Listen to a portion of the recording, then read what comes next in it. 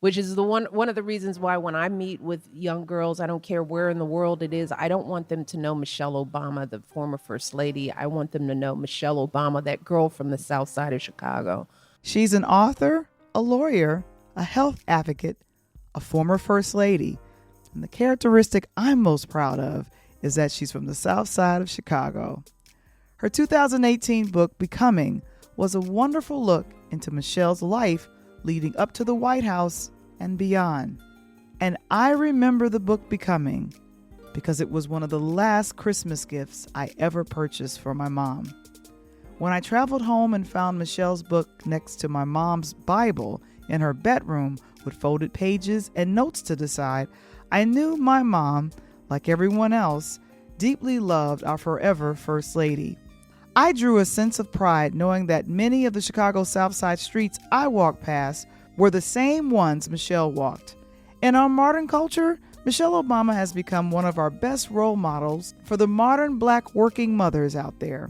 And she's back with another book tour with her recent book release, The Light We Carry. The woman who needs no introduction, for real, Michelle Obama!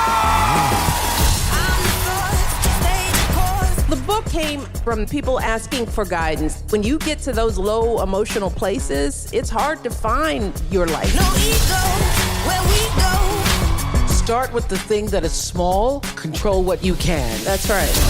How do I do it? We have to be honest about real marriage and the work that it takes to build a life with another person. It's like all hashtag relationship goals, and I'm like, I was mad at him in that picture. Recently, I purchased The Light We Carry for a birthday present to myself in anticipation of the release of the new Netflix documentary based on the same book title.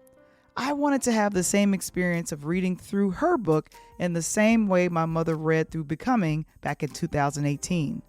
When purchasing any book, I know we look at the book cover and determine if that perfectly framed manuscript is coming home with us. Remember Barnes & Noble? Your local bookstore? The library? And I know you've heard of that old saying, never judge a book by its cover. Well, in terms of purchasing books, whoever told you not to judge a book by its cover didn't exactly know what they were talking about. From the typesetting font to the slight light illuminating Michelle's face, the attractive book cover can just draw anyone in, especially if you're a supporter and love the author.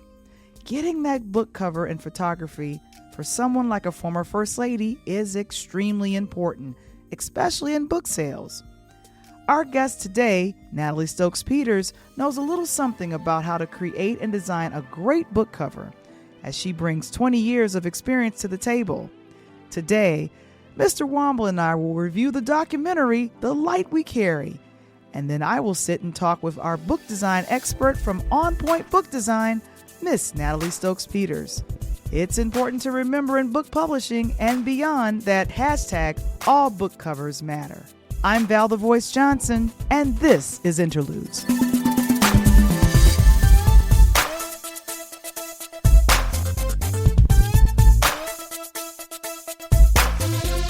Interludes, a Peer Lighthouse production.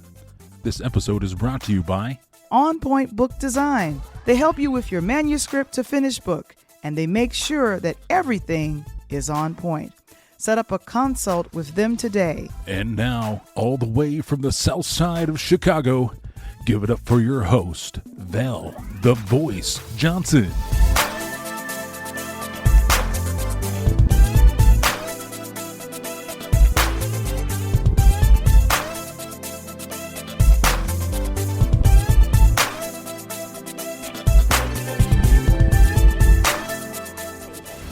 The light we carry is in all of us. It's our responsibility to share that light. Going high begets more of it. That's why we do it. 'Cause I was built for greatness.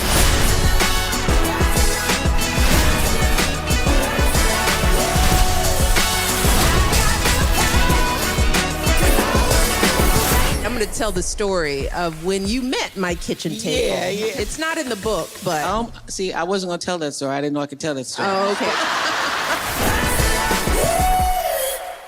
I am excited about this She was lady saying right about. here. I know that lady. She Yay. from the South Side. She from the went to south Whitney side of Young and Chicago. She went to Whitney Young and stuff. I know. And I got a wonderful privilege to go ahead and read the first chapter of this book because it's pretty intense. The introduction is intense too. But over the weekend, I got a chance to watch the documentary on Netflix where it was a last stop for Michelle Obama on the Light We Carry tour. And of course, she got the queen of all to interview her. That would be who, Michael? Oprah Winfrey. Yes. He Mhm. thrown it to me. So yeah, that's Oprah. That's the special is the same name as the book. Flotus has floated back into our lives. Thank goodness if we were missing her. So our forever first lady, Michelle Obama. The special on We love Netflix her. is the same as the book, the new book, The Light We Carry.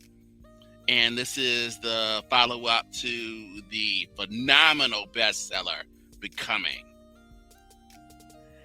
Oh my gosh. And the one thing that I was really remarked by was how I felt like I was Does it kind look of like you just pour buttermilk on Michelle? Is that's what you remarked about? what am I remarking about? Did they just pour buttermilk on Michelle? It just flows. Her clothes just flow like that. How you do that? It's called having an excellent stylist. She looked very comfortable. Oprah looks very comfortable because her shoes are flat. So I'm thinking to myself, you have this woman approaching 70. Don't look a day over 50, 40, whatever number. Pick it. It's not close to the number she's is. And then Michelle mentions in the documentary that she's approaching 60. Doesn't look like it. Sorry. I don't see age. All I see is I felt like I was eavesdropping on a conversation between two professional women meeting back up for the second or third or fifth or 10th time. Part of that, what did they say in the documentary? Kitchen table situation? Oh yeah, well she said her kitchen, her table kitchen, right? You know, because when they talk about her kitchen cabinet, right?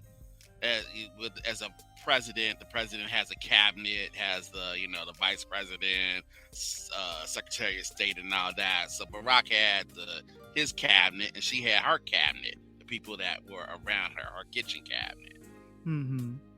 Yeah. And when I think about when you have your friends that are kind of in your inner circle, and to kind of hear about her break down how some people are in the inner circle. She didn't use those words, inner circle, and then some that could not, I love to say, couldn't make the climb as they got more successful. There were friends that stuck around that were true friends. And then there were some that couldn't take the altitude of the climb of the Obamas from being in the White House and then beyond. And Michael, how do you feel about that? Thinking about your friends and your personal inner circle. Like, I don't have a lot of friends in the inner circle. I feel like I got a lot, but not a lot. Yeah, Well, as Michelle said, for her kitchen table, she said some of her friends, they lost the oxygen. They lost oxygen. They couldn't make the climb. That's how Michelle put it. And was really interesting is that there are many of her friends from Chicago when the Obamas lived in Chicago when he was a state senator and then becomes a U.S. senator. They did make it with her. Some of them did, some of them didn't, and some of them she said she had to slow ghost. You don't cut them off. You don't cut them off right away. You just become less and less available to them. So, you answer calls just a little bit slower to the point that you don't answer them no more. And then you have your staff come in, kind of clue them in or what. I wish I had a staff where I could do something like that. I mean, and so there was so much of these little pieces that she shared, in there, because really, Val, you got the book, and so you had some interest in her. After I read Becoming, I really thought, like, is there more that you could say? Because she said so much in that book, and that book was, I thought, was excellent. It was a book Becoming. that, Becoming, kind of, there were these, book clubs presented.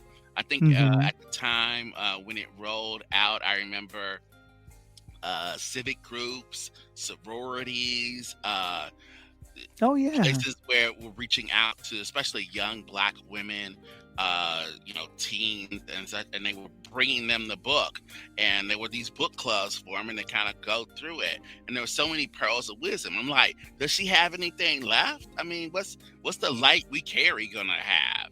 And I know. You've read it, and it has a lot, right? She mentions this in the documentary, and this is what comes immediately in the introduction when I read through this, is her relationship with her father and how they watch the disease of MS slowly deteriorate his being able to move, but him having this personality or joy of, I'm going to laugh it off. He was starting to fall more as he got older, and he, worked and was there as a provider, but just kind of, she drew strength from his physical weakness from the disease.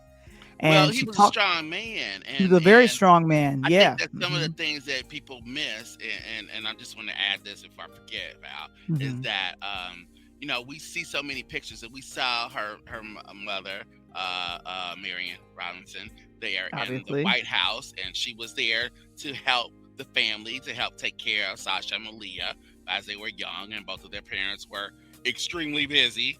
So she was there. So we think about Michelle's connection with her mom, but Michelle's a daddy's girl. She is a straight up daddy's girl, and you got that out of in Becoming. She kind of talks about that, and then she reminds you here. I mean, at any point, at every point, even comparing her husband to her father, like her father set her up for the type of person that that is worthy of her time and attention. Yes. And it just so happened, that dude from Hawaii was lucky enough to be, in that picture. I know. And one of our watchers is saying that she loved the slow ghost comment. Oh yeah, I mean, I'm like, I gotta. There's a couple people, I'm certainly gonna use that on. I don't want to ignore anybody, but when I see him, I give him a head nod, maybe, or half a head nod, but then no head. Kind of like this. Yeah, and then soon they'll just disappear, and it's for the best, right? Right. So if you are interested in reading, and you know what? Michelle Obama has a podcast like us. She does. It's on Audible. Yeah. She does. Good for her. Yeah. Seems like they give one to everybody, huh? Well, here's the thing, is that she had books to promote, and then early in the book, she definitely talks about the pandemic and how she watched from horror. And this is what she also mentions in the documentary about the decisions that the current administration was leaving. That what they were making. It seems as though I never heard his name, but we knew who they were talking about. And I was thinking how respectful. And even in the book, it's very similar. Like, it's the I saw these things happen, and I watched in shock. Right. She never mentions Agent Orange by his name. Never mentions his name, which to me, the Big Baboon. But here's the thing: going high and going low. Yeah, she goes high. I'm going low on it. The idiot. She usually goes low at the kitchen table to get it out. Isn't that a good place to do it? Yeah, it is. And I mean, and really, president that followed her husband, President 45. He's known by the name that he answers to most often now, which is Will the defendant please rise? Oh, ouch. Wow. Wow, Mr. Wamble. Wow. The defendant is here. The defendant. Okay. That's what he's known as for right now. We'll be right back after a word from our sponsors. On Point Book Design. Everyone has a book inside of them, right? With over 20 years of experience, On Point Book Design has been helping authors with cover design, ebook set, and getting your book ISBN registered. From manuscript to finished book, they make sure everything is on point. Book a consult with them today at onpointbookdesign.com or email Natalie at onpointbookdesign.com. And now, back to our show. Welcome to another edition of Interludes. I'm your host, Val the Voice Johnson. I'm really excited to have from San Antonio a book designer who has over 20 years of experience in publishing. And she is one of the point people from On Point Book Design. Ladies and gentlemen, it is Natalie Stokes-Peters. How are you this evening? Hey, Val, I'm doing great. I'm doing well. It's warm in Texas, so I'm happy. Yes, and it finally became warm in Chicago. I am so excited about that. Oh my gosh. Book designing, that means that you are someone who oversees how a book looks. And basically. Mm-hmm. That's what book designers do, right? Like we try to take the content that someone has, we try to take their energy, and we create the inside of a book, and then we create the covers. Now, most people don't even notice the inside of books, but once you're in the publishing world, it's just kind of like, wow, look what they did. Oh, they did this. And, and sometimes that's the beauty of it, is when I have a client come back and say, wow, you incorporated elements inside of this book that really reflect who I am. And it's a beautiful book. So that's what we do. That's wonderful. And you know what? I recently just did this for my birthday. I purchased the Michelle Obama, The Light We Carry. And this is a book that I know I'm going to enjoy reading. And just the design of this shows a light over her head, which, I don't know if that's a thing.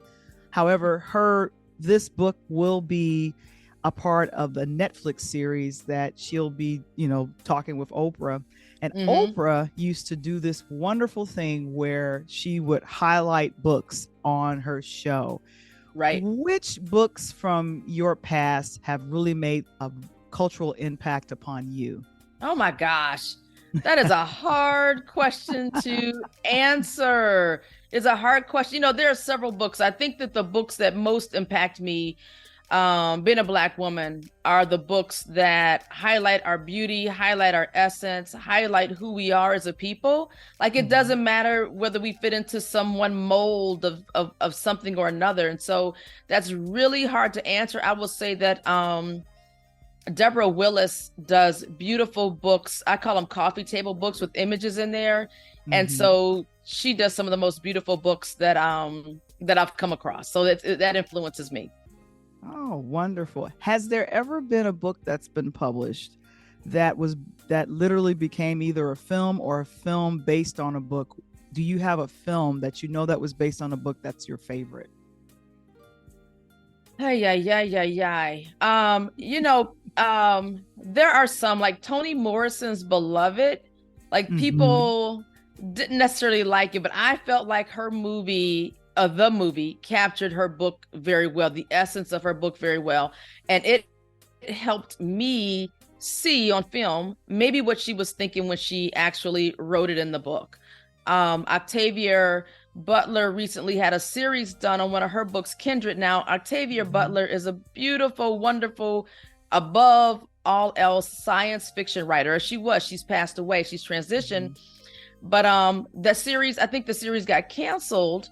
Yeah. But there's like this thing of where I have a book that I love, and then they make a movie, and you either love it or you hate it based on how close. So I try not to see a movie too close after I've read a book, because then all I can do is find out what was different, and so I like to give some time between reading a book and a movie that was made. So but there's so many, and the other thing is that often I find, and you'll see it in the credits sometime, well, they'll say based on a book by so-and-so, and that means it's not going to follow exactly, to how the book went. But I will tell you, one of my favorite authors, and I wish they'd make a movie out of some of his books, is Percival Everett. I recently read a book from his called Trees. And that book is just like, oh my gosh, if they ever made that into a movie, I'm sure I would love it. I would laugh. I would cry. I'd have the full emotional experience from that. I have to say that I have loved books that have been translated into series and movies by Walter E. Mosley. He's one of my favorite authors. And as I think about biographies and definitely books that look wonderful or the design is wonderful, one of my favorite actresses who has transitioned on, Cicely Tyson, she was she was getting ready to promote Just As I Am, a memoir. And it literally was a beautiful coffee table size book where she was able to, talk about it and literally promote it. And I was excited to see this be kind of her memoir, where you saw these wonderful, beautiful pictures of her from the 60s, 70s, all the way up until now. We're celebrating 50 years of hip hop this year. And one of the folks that you mentioned that you were that you've seen and you love the design of his recent book is rap artist Chuck D from Public Enemy. He's got a book called Living Loud. What can you tell me about that design? And if you got it with you, let's see it. I do. Of course I have it right here, right? I keep a lot of my books close by that I just love to look at. But Chuck, this is Living Loud. This is the book. It's a huge book. It's absolutely beautiful. And my mouth watered. Like, when I opened this book up, like I had heard he did the book, and I was like, oh, let me order it. I did not expect what I got, because hearing him talk about it, in any of the interviews I saw, he didn't have the book with him. So when I got this book, and I'm just kind of like, oh my God. And it's filled with all his art. And he talks about how he was an artist before he even, started to write. And so this goes way, way back. And in this book, I'm in love with it. I gave it to a friend of mine who's an artist, and I gave it to him, and he was like, oh my God, that book is wonderful, because he not only gives you memoir, so he gives his story in the book, but when you see the pictures and the art that he's drawn around those images, it's just absolutely wonderful. I love the way that they did the typography in the book, as we would say. There's places where it's his handwriting, and I can just see him. He says like in the book, he talks about how he writes, his best writing comes from when he's driving, and he always keeps a pad and a paper nearby. And then he's got a picture of him like parked, where you can see where he probably had a great idea. And he's like, I need to stop and write. And so it's history, it's memoir, it's art. This book here to me is just like, this is one of the most beautiful books I've seen. It really is. Oh my gosh. And there's a good friend of mine who told me that the cover of your book is literally the most important part of the book, because it draws someone in to purchase it. Would you agree with that, and why? Well, I do and I don't. Of course, the most important book is the content, right? That's the most important thing, because I've seen some beautiful books and you open them up to find out what's inside, and it's like, that was a letdown, right? Oh no. But so the deal about the cover is that's the first thing anybody's going to see. But I believe there was a study done that said people spend about 2 seconds on a front cover before they decide if they're going to even turn around to the back cover and read it. And then there's like another 3 seconds they'll spend on the back cover to decide whether or not they want to buy it. Now, I'm a book lover, as you can tell. So, it's just kind of like, I hear about a book, I'm like, I want it, right? So that's important to me. But your cover has to reflect what's inside. I've been in like you said, the book business for over 20 years.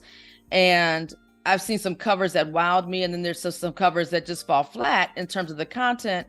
But there's a creativity level that's needed for book designers. You just cannot I don't like it when people just pop out a book, and they look and the cover's the same. When you get this, And you're like, there can be no other book that's done like this because it's his artwork, you know? And so that's just like the thing to where, the cover's important for me. And as a designer, it's important to everyone else. I will tell you this too, though. There are people who do books, and as a designer, I really want what the author wants for their book. But I will tell you, I've had some people say, hey, my daughter drew this picture. Can we use it on the cover? And it's like, maybe, but I would suggest we put it on. So there's pages inside the book. I'm like, maybe we could put it right behind that copyright page. Like maybe we could do that. So, you know, and so one of the things as a book designer, you just always have to think about what's going to grab somebody's eye, what's going to tell the truth about that book, and then help get to a place where they like, you know, where readers are going to like it, where the author likes it. And I do classes, like there's times that I do classes with people that talk about good design versus bad design. Not that anything's a bad design, even though I just said that, but there's some that are going to really strike people. And so I just give them a little bit of the do's and don'ts around what to put on it and what not to put on it. This is clear. You're like, this is clear, right? You get an art book when you do that. I'm like, it's clear. And so, you know, that's my little bit about the cover. Anyway. I know with books that are series, they have a tendency to use, and this, I know a little bit about design, they tend to use the same font. When I look at certain magazines, Essence, Time magazine, they're using the same fonts. And when you're working with the people, your authors, your excited authors that say, okay, Natalie, I have this book design in mind, and there's this particular font, or just as you just said, I want to use my kid's picture here. What makes the best marriage between the author's ideas, font wise, picture wise, versus what you bring with the design? What's that marriage looking like? So how I try to marry it again, and I use style guide. I use the Chicago Manual of Style as a style guide. Now it won't tell you to use this font or that font, but there have been studies done that says how easily it is to read certain fonts, right? Like literally, it's like, oh, if you use this font, it doesn't stress the eyes out. And so there's a group of fonts that won't stress out your eyes that you can use for text, right? Okay. But when it comes to your chapter names or on the outside of the book, you can be as funky, you know, as fun, as suave as you want to be, but it still has to be legible, right? Like somebody still has to be able to read it. So I like to put the creativity and the elements that will draw people in. Reading the content just needs to be easy on the eyes. And my husband will tell you all the time when I'm reading a book, I'm like, oh, this book is so hard to read. You know, the font's too big, the font's too tight. And, you know, but only geeks like me see that stuff. So, so there are some that are standard, but it's, I try to stick to those that have been studied and deemed to be easier to read. Right. There was a time, and I think it's still happening, where authors go to bookstores and they get their books signed. They sign their books and they hand them off to their fans or the people that are avid readers. Is that something that's going away, or do you think that will always be a standard for an author to get out in the, you know, now that we're a little bit past the pandemic, going out and meeting the people and reading from the book and then having it signed? Do you think that that's a lost art, or should that continue? No, I think that should continue. I think it should continue because it makes it just that more valuable. I know there are authors who, even during the pandemic, you know, the publisher would send them copies of the book so they could sign, and then you send it back. So then you could still order one that was signed without having to be at a book signing. And so I, you know, plenty of the books that I'm going to have to separate off my books for whoever gets my collection when I'm gone, to say, these are the ones you really want to keep because they've signed it. I've got a book from Nikki Giovanni that she published in the 60s. And I went to a reading of hers in the 80s, and I took that book. It was my mother's book. And she was like, where did you get this? And I was like, oh, that was my mom's book, and so that's where it comes, that's where I got this book from, and she signed it. And so I always loved signed books, always love them. Yeah. And I have 2 signed books from Walter E. Mosley, and one signed book. I regrettably, I gave it to an aunt. It was Paradise from Toni Morrison. So those are the ones that I definitely cherish. Oh, and then also I have a couple of books signed by Elin Harris. I don't know if you remember that author, but I was crazy about his work. So On Point Book Design, what do you guys do for the self-published author, and what are some of the things that you're offering for people that need your services in design, book design? Yep. So that's what we do. We take an author who's like, I want to get my book published, and we help it. It's many people describe it as birthing a baby because they've worked on this manuscript. We bring it in, we create this, and they're like, oh my God, I love it. Right. And so what we do is we take that manuscript, we design the book for them. If they want to, we can design the covers for them, and then they can go off in the world. Now, I'll also coach people on how to file your copyright, how to get your ISBNs, all those other technical things. I provide that for people as well. So that's the whole package that we do. So I would just say anybody who's thinking, hey, I've got this book and I don't know what to do next, that's when you want to contact me. Again, I've been in the publishing industry for 20 years. And so I bring a whole lot of knowledge, on the whole process. When you come and work with us, that's what I get to bring. Well, that's a lot. And that is a brilliant way to definitely let people know you have this book. And I love how you say it's birthing a baby and working with a manuscript, because there's a few people that I know that are authors and they've been birthing for years. It's not like a 9-month process. They've been birthing a great book for years. And I know they would definitely have a way to benefit from On Point Book Design and your company with helping out with that. If people wanted to find out more information about you and On Book Design and other things that they would want to know about publishing in that regard, what you do, where would they go? Well, our website is onpointbookdesign.com. Now, I always say everybody has a book inside of them. Are you ready to publish yours? Contact me if you got that book inside of you.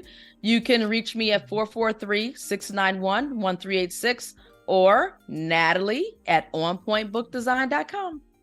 Oh my gosh, Natalie Stokes-Peters. Thank you so much for joining me on today. Thank you for having me, Val. Go and read a book, guys, and support your local authors. That's my message to everyone. I'm Val the Voice Johnson, and this is Interludes. To see the review of The Light We Carry from our Talk on Tuesdays episode, please visit our Interludes YouTube channel.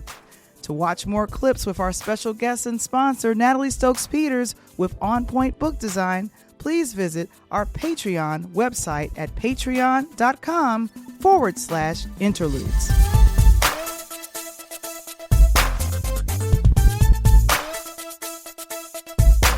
Have you seen it? It's the weekly chat with EP Michael Wamble, Coach Tony Thompson, and host Val the Voice Johnson. Interludes Extra presents Talk on Tuesdays. Join us and other special guests as we break down the latest topics surrounding music, movies, and sports every Tuesday at 8 p.m. Central, 9 p.m. Eastern, live in our chat on our Interludes YouTube channel, Facebook group, and now on Pod TV on Roku.